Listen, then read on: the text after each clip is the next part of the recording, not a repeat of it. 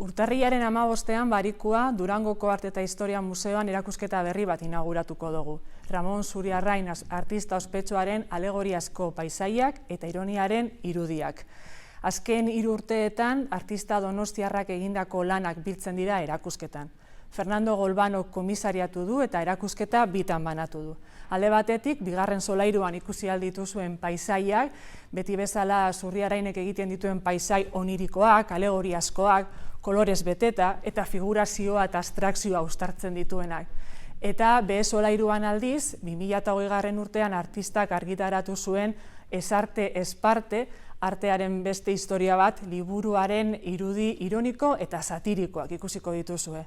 Horretaz gain, museoak ekintzak egiteari ekingo dio eta heldu eta umeentzako tailerrak egingo ditugu.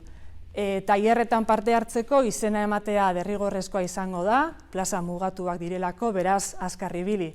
Informazio guztia gure sare sozialetan eta web orrian durangomuseo.eus aurkituko duzue. Itxaroten zaituztegu.